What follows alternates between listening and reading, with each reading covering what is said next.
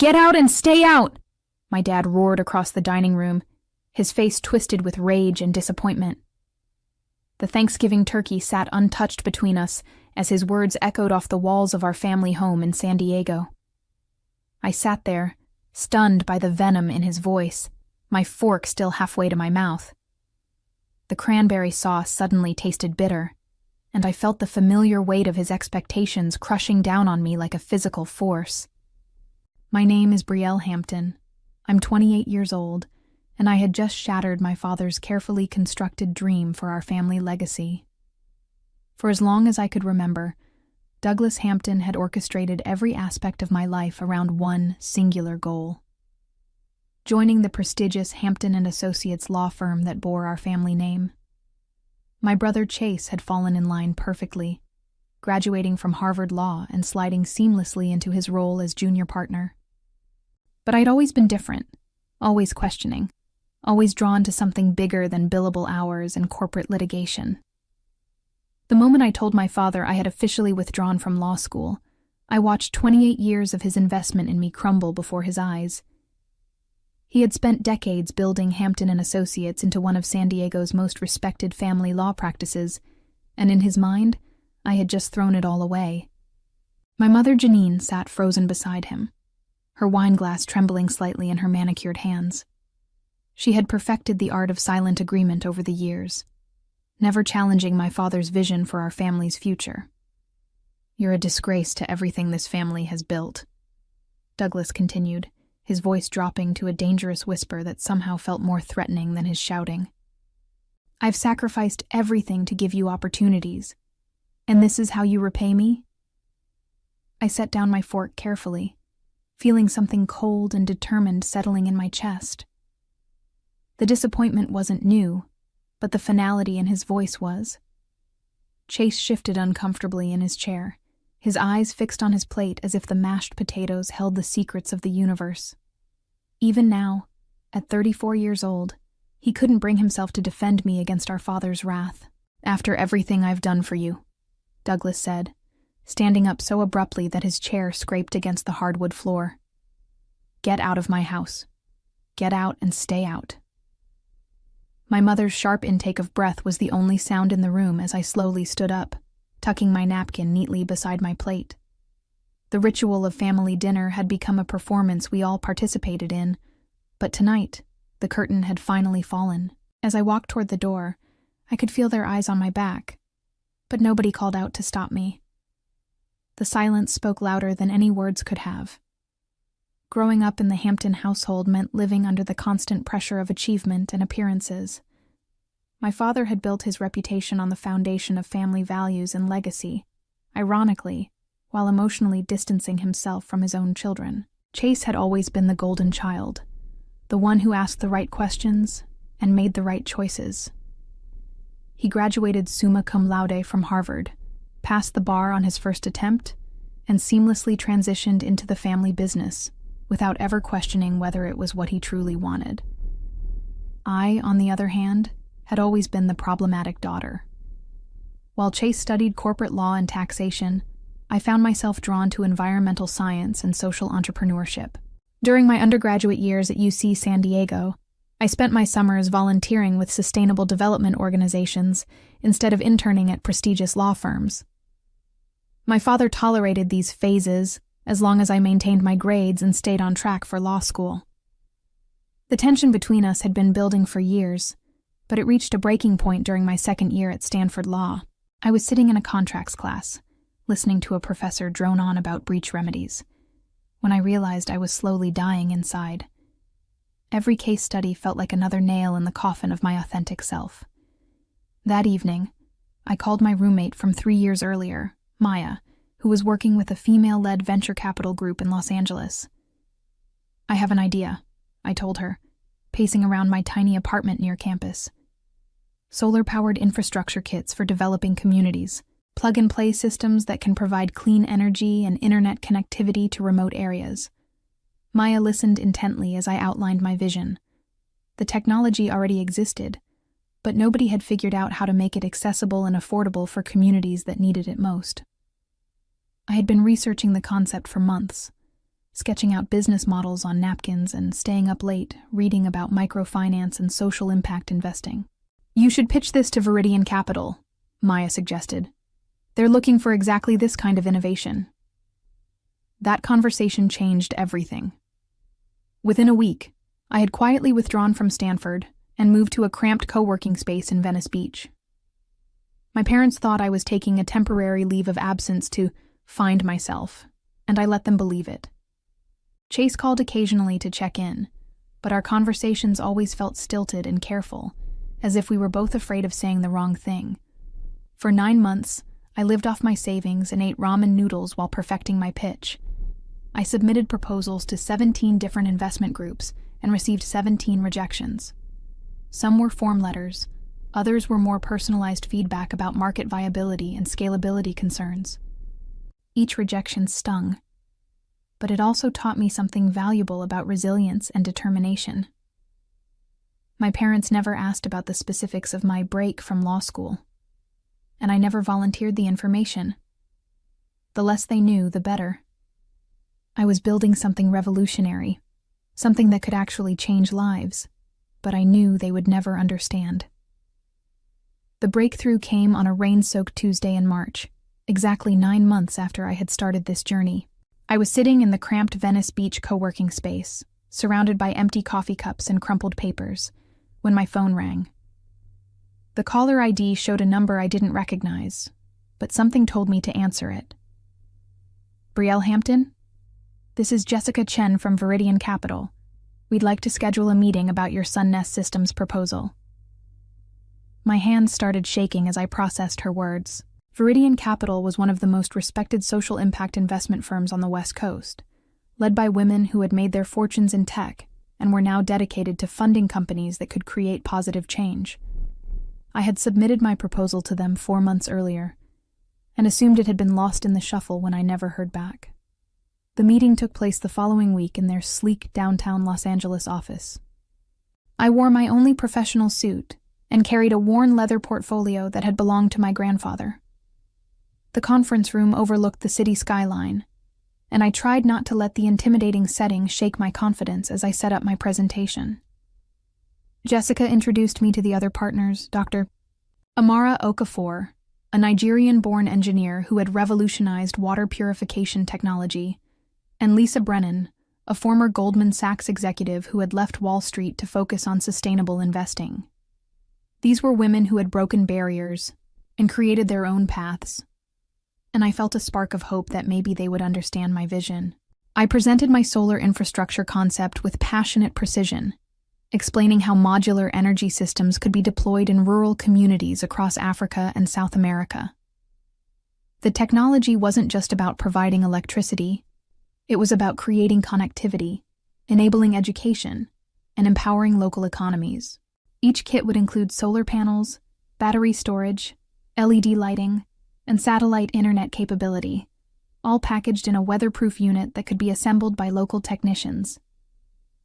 "The market research shows massive demand," I explained, clicking through slides that demonstrated the scope of energy poverty worldwide.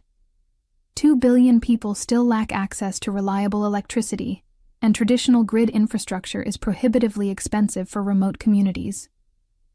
"Dr. Chu." Okafor leaned forward, clearly engaged. "What's your scalability model? How do you plan to manufacture and distribute these systems affordably?" I had anticipated this question and spent weeks developing partnerships with manufacturers in Southeast Asia who specialized in renewable energy components. The key was creating standardized modules that could be produced efficiently while maintaining quality standards. "We partner with established manufacturers and focus on assembly and deployment," I replied. "Our value proposition isn't in reinventing solar technology, it's in making it accessible and sustainable for communities that need it most." The meeting lasted 2 hours, and by the end, I could see genuine excitement in their eyes. Jessica walked me to the elevator, and her parting words gave me hope. "We'll be in touch soon. This is exactly the kind of innovation we're looking for." That evening, I called Maya to share the news, but I didn't tell my family. They still thought I was taking a temporary break from law school. The call from Viridian Capital came 3 weeks later, and it changed everything. Jessica's voice was warm but professional as she delivered the news that would transform my life. Brielle, we'd like to offer Sunnest Systems $30 million in Series A funding, with an additional commitment for Series B if you hit your first-year deployment targets. I nearly dropped the phone. $30 million. It was more money than I had ever imagined, enough to launch operations across 3 continents and establish the manufacturing partnerships we needed to scale rapidly. The terms were generous, too. Viridian would take a 40% stake in the company, leaving me with controlling interest and the freedom to operate according to my vision. There's one condition, Jessica continued. We want you to accept a position on the California Renewable Council. It's a state advisory board that evaluates green energy initiatives and distributes federal grants. Your expertise would be valuable, and it would give Sunnest Systems additional credibility in the market. The California Renewable Council was prestigious, composed of leading experts in sustainable technology and environmental policy. Membership was by invitation only, typically reserved for executives with decades of experience. At 28, I would be one of the youngest appointees in the council's history. I'm honored, I replied, still processing the magnitude of what was happening. When would I start? Immediately. We're announcing the funding next month, and the council appointment will be part of the press release. This is going to put you on the map in a big way, Brielle. After hanging up, I sat in stunned silence in my tiny Venice Beach apartment. 9 months ago, I had been a dropout law student eating ramen noodles and questioning every decision I had made. Now, I was about to become the chief strategy officer of a $30 million company, with operations spanning multiple continents. The next few weeks passed in a blur of legal documents, media interviews, and strategic planning sessions. Viridian's team helped me establish a proper corporate structure, hire key personnel, and begin the process of setting up manufacturing partnerships. I moved out of my cramped apartment and into a modern loft in Santa Monica, finally able to afford furniture that didn't come from thrift stores. The press coverage was overwhelming. TechCrunch featured Sunnest Systems as one of the top social impact startups to watch, and Forbes included me in their 30 Under 30 list for social entrepreneurship. The attention was gratifying but also surreal. I kept expecting someone to tap me on the shoulder and tell me there had been a mistake. Through it all, my family remained oblivious to my success. I had perfected the art of deflecting their questions about my plans, giving vague answers about exploring opportunities, and taking time to figure things out. My father had stopped asking altogether after our last uncomfortable phone conversation, when he had again suggested I consider returning to law school before it was too late. Chase called occasionally, but our conversations felt increasingly distant. He was busy with a high-profile divorce case that was generating significant media attention for Hampton and Associates, and I could tell he was frustrated by my apparent lack of direction. In his mind, I was wasting my potential while he was building his career and contributing to the family legacy. "Dad's really worried about you," he said during one of our rare phone calls. "He thinks you're having some kind of quarter-life crisis." I almost laughed at the irony. While my father was worried about my supposed crisis, I was building something that would outlast his law firm by decades. But I kept that knowledge to myself, knowing that the revelation would be sweeter if it came as a complete surprise. The California Renewable Council position was officially announced in October, generating another wave of media coverage. My appointment was noted in several legal publications, including the California Bar Journal. But I didn't think my family paid attention to environmental news. The gap between my public success and my family's perception of my failure was growing wider every day. As Thanksgiving approached, the tension between my two worlds became almost unbearable. In the business world, I was being recognized as an innovative leader in sustainable technology. Sunnest Systems had deployed our first pilot programs in Kenya and Guatemala, providing clean energy to over 5,000 people in remote communities. The success stories were pouring in. Children studying by LED light instead of dangerous kerosene lamps, small businesses operating refrigeration units for the first time, and community centers offering internet access for education and communication. But to my family, I was still the disappointing daughter who had thrown away her legal career for undefined pursuits. The disconnect was painful, especially when I received updates about Hampton and Associates' continued growth and success. My father had recently been honored by the San Diego Bar Association for his contributions to family law, and Chase was being considered for partnership ahead of schedule. I found myself caught between the desire to share my achievements and the strategic value of maintaining my secret. Part of me wanted to prove to my father that I had made the right choice, that dropping out of law school had led to something far more meaningful than partnership in his firm. But another part of me recognized that the element of surprise would be more powerful than gradual revelation. The week before Thanksgiving, I made a decision that would change everything. I purchased a $7 million oceanfront mansion in Malibu, complete with floor-to-ceiling windows overlooking the Pacific Ocean and a private beach access. The house was a symbol of my success, but more importantly, it was a statement of independence. I was no longer the lost daughter living on borrowed time and good intentions. The real estate transaction generated its own media attention, as celebrity news outlets speculated about the young tech executive who had purchased one of Malibu's most exclusive properties.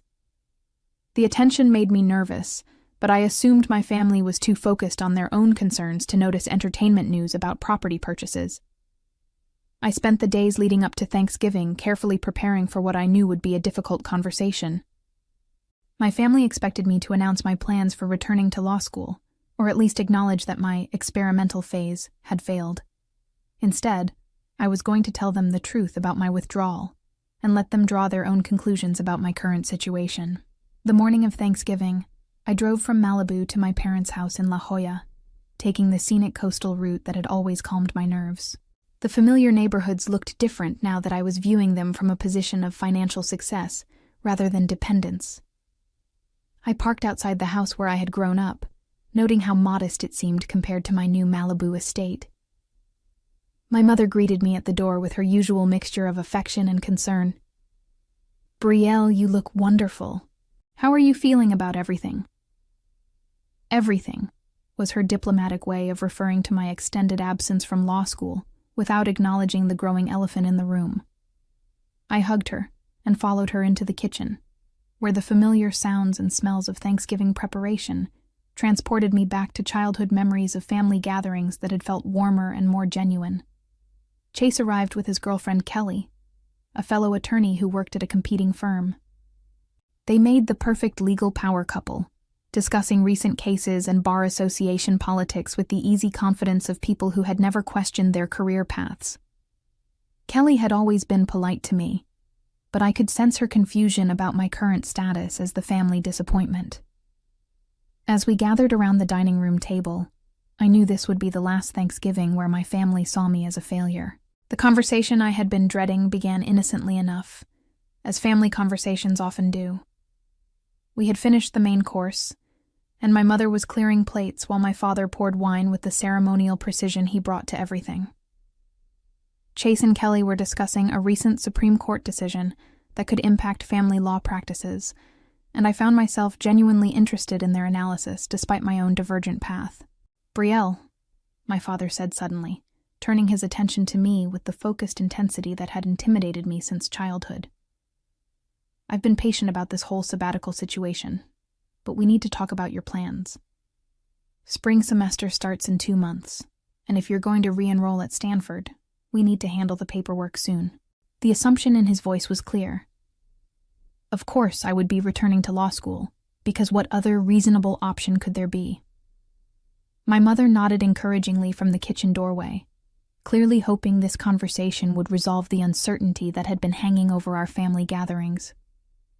"Actually, Dad," I said, setting down my wine glass carefully, "I'm not taking a sabbatical.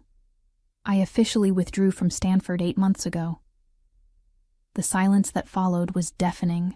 Kelly stopped mid-sentence in her conversation with Chase, and I could see my mother's face pale as she processed what I had just said.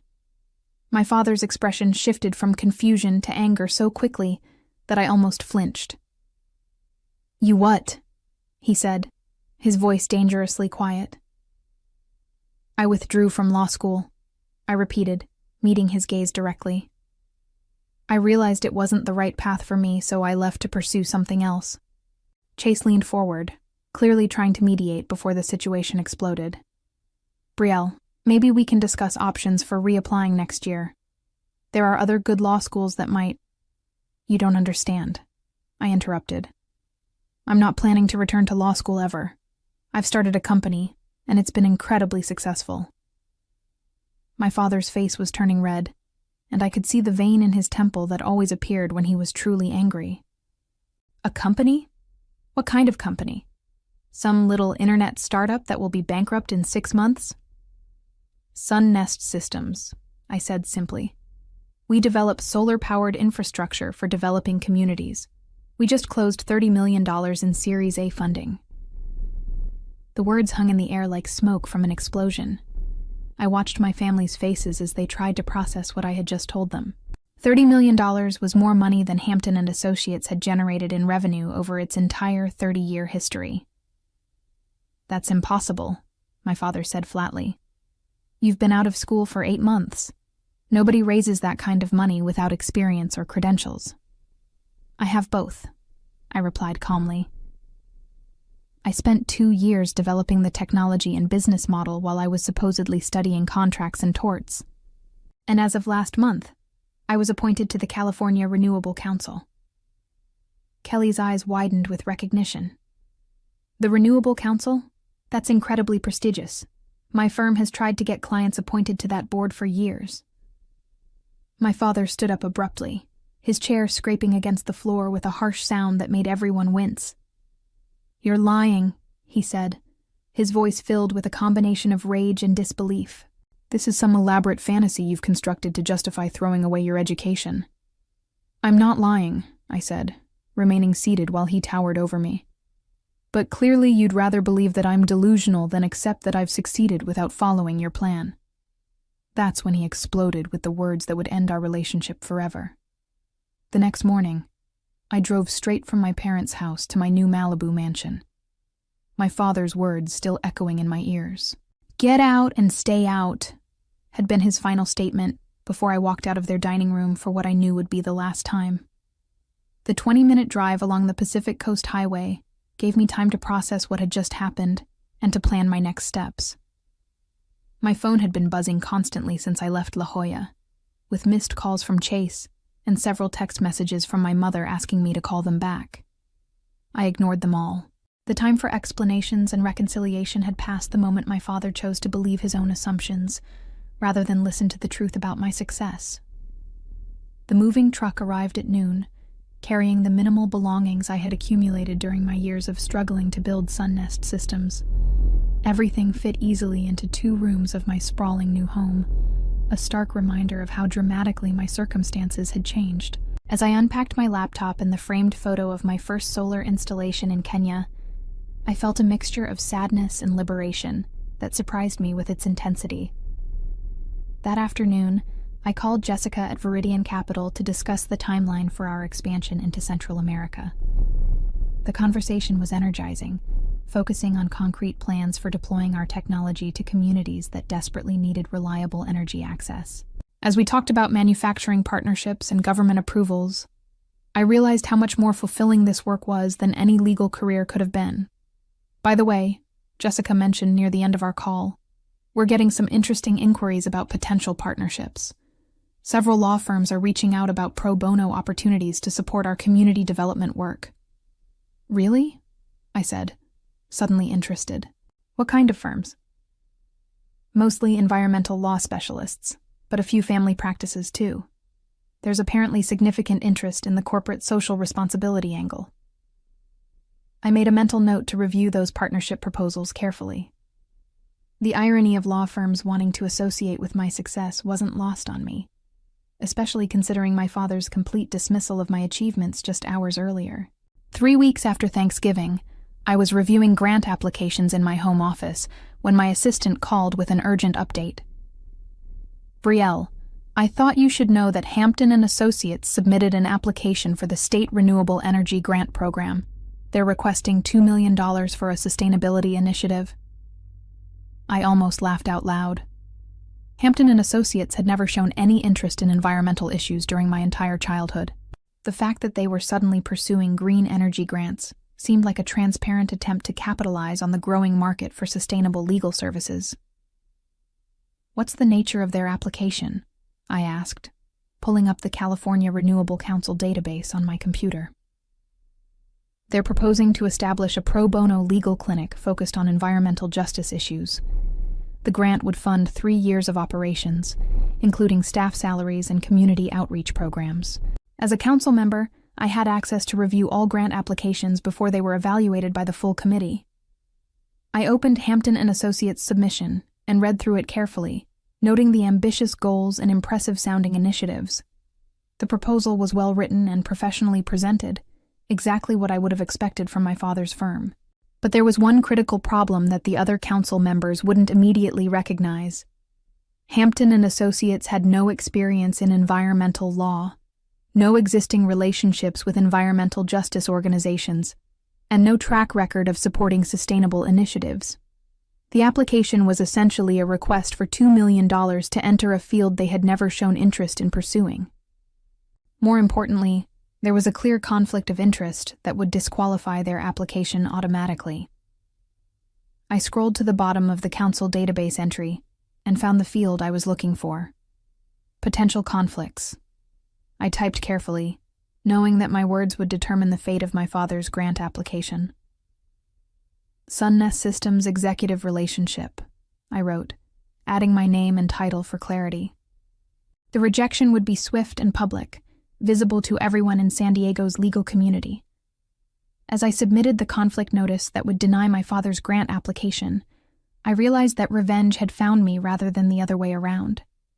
The path I had chosen for authentic reasons had led to a moment of perfect justice that no amount of planning could have orchestrated better. Sometimes the best revenge is simply living successfully according to your own values and letting the consequences reveal themselves naturally.